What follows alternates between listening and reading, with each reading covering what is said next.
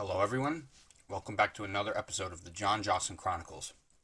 It's currently quite late on a Saturday night, but I wanted to come in here and record some more. I'm really enjoying this and I want to get videos out on as consistent a basis as possible. So we're going to be doing chapters 27 to 31 tonight, or whatever time you're listening. But as usual, I'll say real quick, this is a story that my friends and myself wrote about 7 years ago in high school. It's really just a parody story filled with just comedy, chaos, memes, you name it. Check out previous videos to see the last 26 chapters. There's actually a bit more than 26 because we got weird with the chapters, but there's a playlist on my channel. Noodles Night Train, check it out. It's the John Johson Chronicles playlist. So with that being said, let's get into the next part. Chapter 27, Like a Bird. I did change the title here, for the sake of making it more relevant.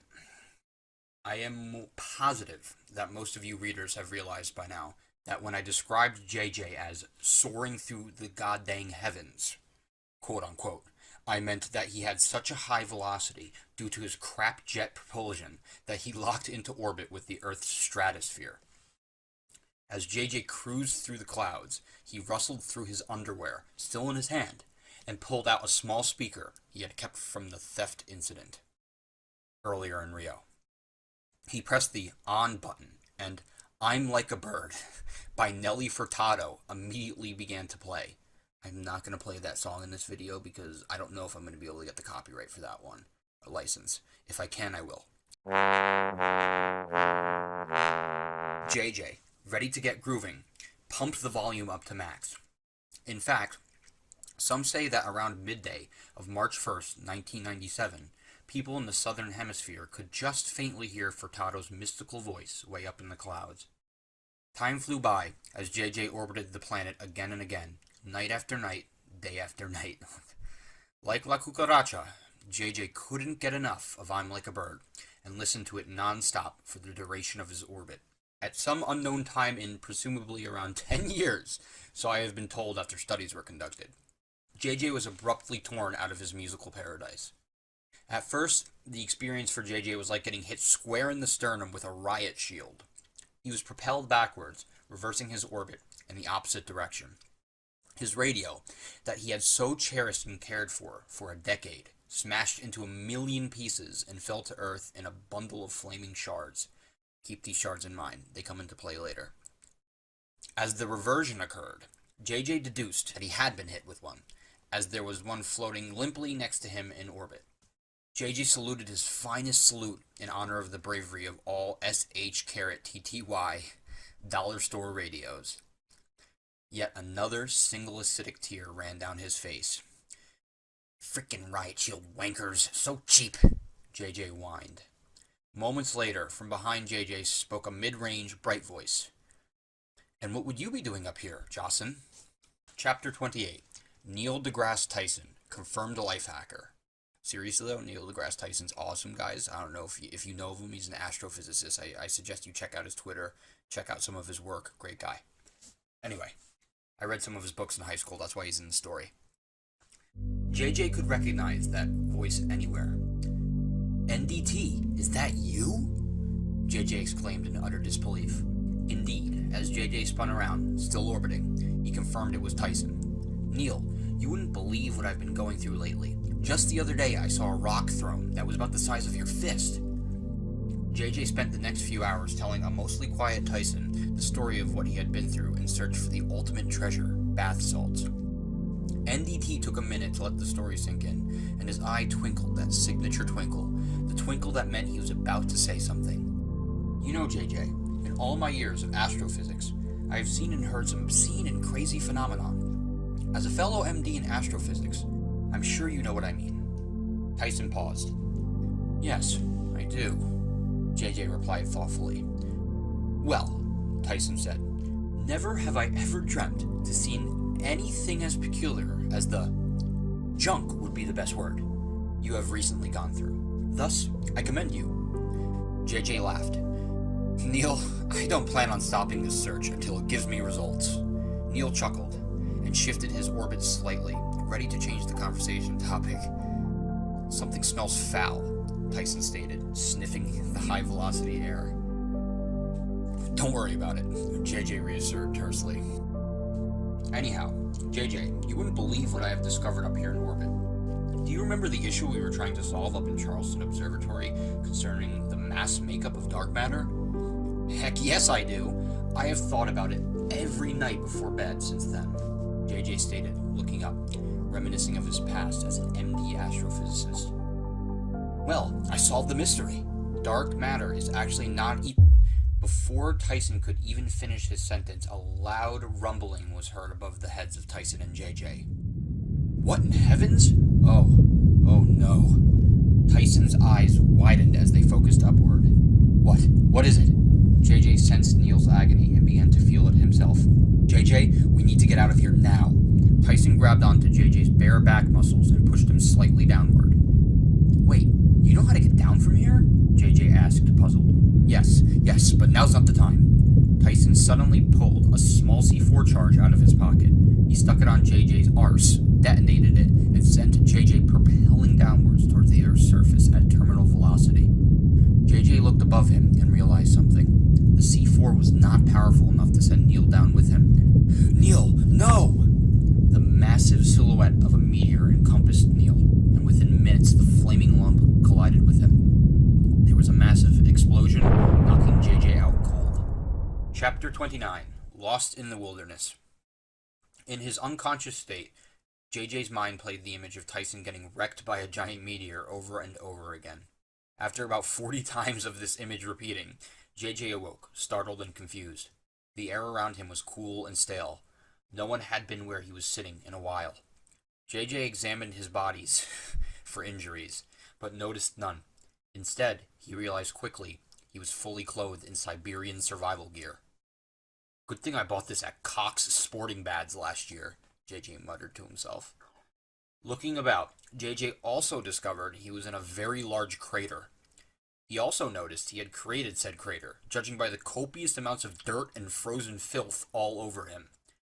JJ climbed out of the crater using his expert bare-hand climbing skills he developed due to being kicked down so many wells in his youth. Reaching the rim of the crater, JJ was met with a searing ice chill and an astonishing view of icy taiga trees. Poop! JJ yelled very loudly. I don't know why he did that. His piercing voice echoed throughout the forest, causing every tree within a 10-mile radius to reverberate, releasing the snow held up by their branches. This thump of chilly goodness drenched JJ, and his gear was easily soaked. To solve this problem, JJ took off the gear in frustration. Due to the gear being papier-mâché based, the melting snow caused it to rapidly disintegrate in JJ's hands. He was left wearing a tacky sweater vest, button-down shirt, and docker pants. His snow boots and mittens survived. He also had a black tie with jack-o'-lanterns on it. This, however, was not a problem for JJ. He had 14 years' experience as both a professional pumpkin carver and winter climate survivalist, and knew the 3 essentials you need to survive: food, water, and shelter. He decided to make a shelter first, knowing sundown was approaching fast. In search of supplies, JJ went north. He thought that if he continued far enough, he would find the North Pole. However, JJ was in Siberia, so he just kept going north to no avail until he passed out due to exhaustion. Chapter 30. The New Santa. JJ was jolted awake by a sharp pain. A pack of wolves was surrounding him, and one had JJ's severed leg in its maw. JJ yanked back his leg, put it on, and ran for it.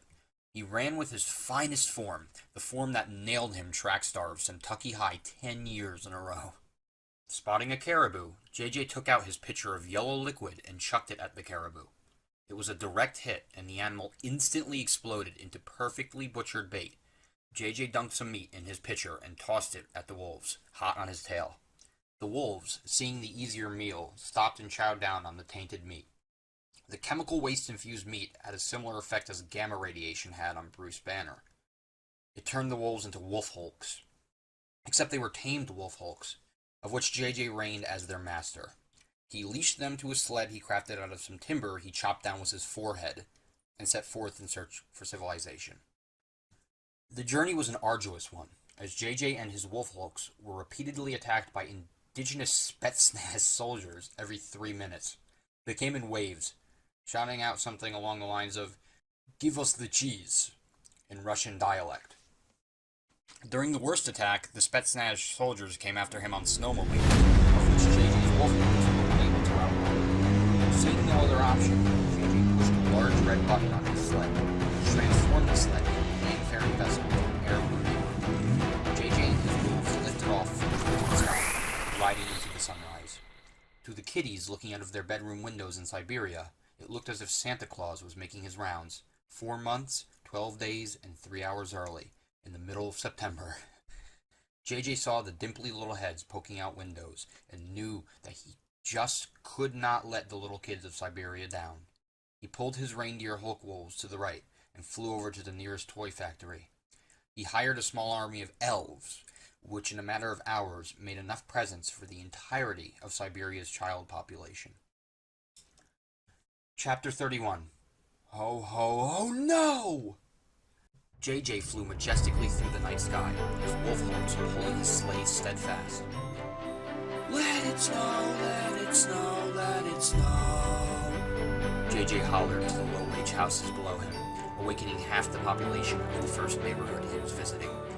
JJ proceeded to dump white soap suds from his pitcher of mysterious liquid. The suds flooded the streets and buried the houses. Once he had sudded, new word everybody, Oxford should add it, the entire area, he flew down to the nearest chimney he saw. JJ parked his hounds, dismounted his sleigh, and took a gift wrapped in the obituaries section of a newspaper with him. He bounded down the chimney, head first, and slammed into the fireplace bottom, sending soot everywhere. This notion awoke the entire household, and a middle-aged man with the longest goddanged beard ever seen on Earth stalked into the room holding a PPSH submachine gun. "Who goes there?" the man questioned sternly in Russian. I can't speak Russian, I'm sorry, people. I know it's disappointing. "Ho, ho, ho," JJ replied, as he released a capsule of tear gas from his pocket. JJ equipped a gas mask and watched as the man dropped onto his knees, writhing in agony. JJ threw the wrapped present at the man and said, "Give it to your kid, you wanker," whilst grappling back up the chimney. The man, finally recovered several minutes later, heard a knock on his door. As he opened the door, a news crew bursted in. Keep in mind, this is around 2:56 a.m. in the middle of Siberia. It was the infamous Guinness World Records Awards Committee, here to award Vladimir with the world record for the world's biggest beard. JJ laughed as he watched the crew swarm Vladimir with cameras and notepads. "Back to work," he chuckled and entered his sleigh. For the rest of the night, JJ delivered present after present. Again and again, he startled the heck out of any person who caught sight of him, including the children whom he was delivering presents to. Finally, JJ was en route to the final childbearing home in all of Siberia. As JJ flew, at submach speed, he sensed a disturbance in the air around him. "Mush!" he yelled at his hounds, growing uneasy and ready to bolt. Then, out of the black void above him, a large shard of metal pelted his sleigh. Then another, and another. In an instant, a storm of metal was flurrying his sleigh, melting the hounds whined horridly and broke their ties. They flew to the ground and fled, never to be seen again in this century. JJ alone was left in free fall, taking the full brunt of the metal storm. "The radio! The goddamn radio!" JJ mumbled to himself as he fell to his doom. He blacked out. Alright everyone, and just like that, we have reached the end of another video. Something I want to note before I wrap up this time around, I know in the beginning of the story I had said that about 40% of it was written by 2 of us and like 10 by 3 of us or whatever. I think it was actually a bit more than 40% because I had thought that around the part of the story we just covered last video with Scheitz Creek and the whole like Gollum thing that I was writing on my own, but looking at the writing style in these couple of chapters I just read, I do think my one friend was still writing with me, which is a good thing to note. I was not alone yet. You might also notice that some of the writing's been getting a bit fancier too. I was really like testing my chops out at this point and really was taking the story seriously. I did try to maintain the comedic level, but I definitely was taking the writing a bit more seriously at this point, which I kind of find funny because, to be honest, I kind of find it a little cringy, but whatever. Anyway, thanks again for listening. Please consider giving me a like, a subscription, maybe even a comment. Anyway, thanks again, everyone. Expect another video again soon. See y'all later.